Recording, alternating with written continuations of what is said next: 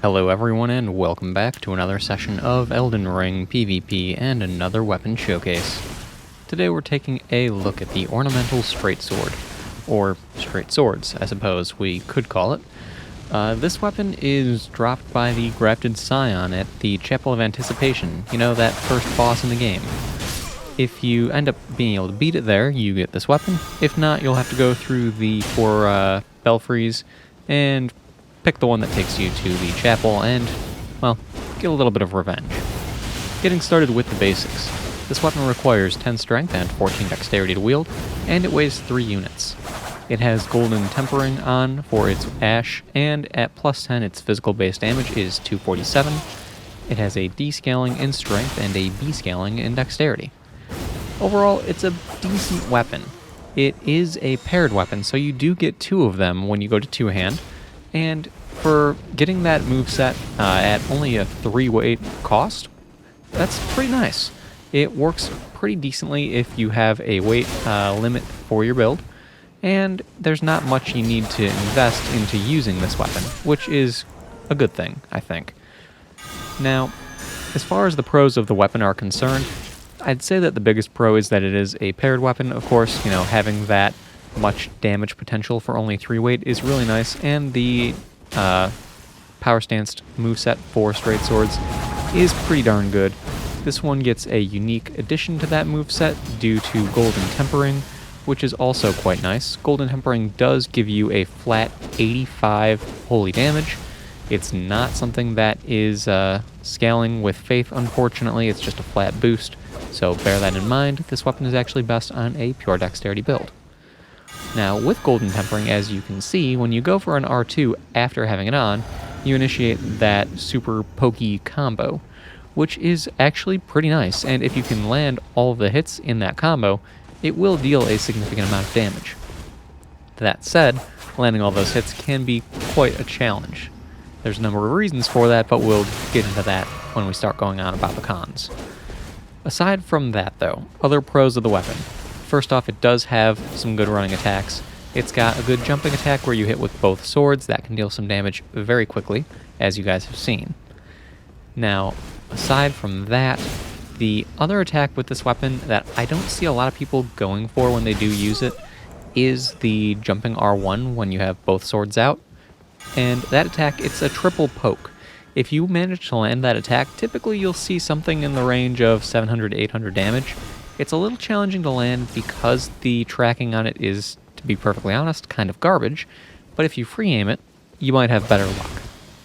Now, moving into the cons.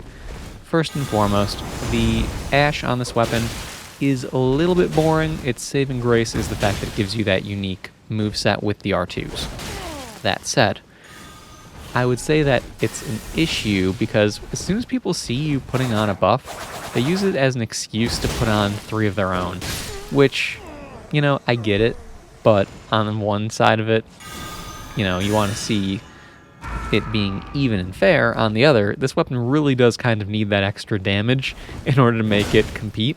So I'd say that, you know, there's a time and place for buffs. If your opponent starts buffing, then, well, you have your own with golden tempering, and if you put on golden tempering first, expect your opponent to buff. Just expect it. Aside from that, the tracking on the attacks of this weapon, they're kind of trash. Specifically with that jumping R1 attack when you have both swords out, it's horrible. The tracking is just basically non-existent. Aside from that, the tracking with its unique R2 combo is also quite bad. Again, you can get around that by unlocking and free aiming, but it is even still not great. Aside from that, the damage on the weapon overall, it's really something that it needs to have the other weapon, the other sword out. If you're using it just as a single sword, it's not spectacular. You really do need to hit with both of them in order to make it worthwhile. Otherwise, there are just better straight sword options. Now, that said, there is one thing that I do like doing with this one, and that would be when using the sword and with a shield out, you can actually just go straight into the R2 combo if you put golden tempering on, as you just saw. So that double forward cross slash or cross stab when you have a shield out, it gives you options, and that's nice. So keep that in mind when you are using it or fighting it. That move can come out of nowhere. You'll just materialize a sword into your hand, and it's quick. So watch out. My other issue that I take with the weapon, though, and the final con for the weapon, is that you cannot cancel the R2 combo once you've initiated it. So once you go, you are committed. Keep that in mind, and choose your timing carefully, because it will leave you as an easy target for anyone with ranged attack options. So, yeah.